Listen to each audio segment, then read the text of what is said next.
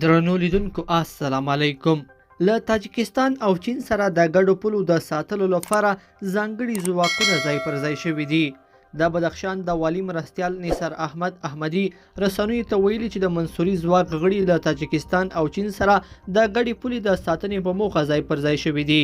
د په وینا دا یې ځانګړي ځواکونه دي چې په سختو عملیاتو کې برخه اخیستې ده او اوس هڅه کیږي چې دغه ځواکونه له یادو دواړو هیوادونو سره ګډې پولې وساتي.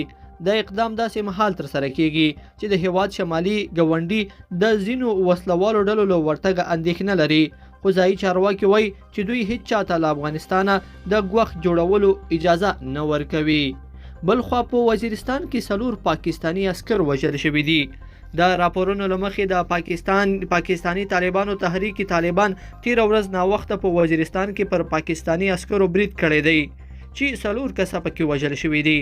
ټي ټي پی وایي چې دوی تر دې هم ډیرو عسکرو ته مرګ ژوبله اړولې ده، خو پاکستاني حکومت یوازې د 4 عسکرو د وژل کېدو پخلی کوي. د پاکستاني طالبانو تحریک داسې مهال پر پاکستاني عسکرو برید کوي چې عمران خان له دوی سره د سولې د رامنځته کېدو خبره کړې وه، خو یادې ډلې رد کړې ده او په دغه هیواد کې د خپلې خوښې نظام پر رامنځته کېدو ټینګار کړی دی. بلخوا د پاکستان د کورنیو چارو وزیر شیخ رشید احمد وایي حکومت یې د ښه او بد طالبانو په توپیر ښه پوهیږي. نوموړي دا څرګندونې تیره ورځ د یو خبریال د پوښتنې په ځواب کې وکړي. لیدونکو په دې هیله چې دا مطلب به مو طرفه لیدلی وي. که مو ویډیو خوښه شوې ویډیو لایک کړئ او چینل سبسکرایب کړئ. تر بیا ښه وخت.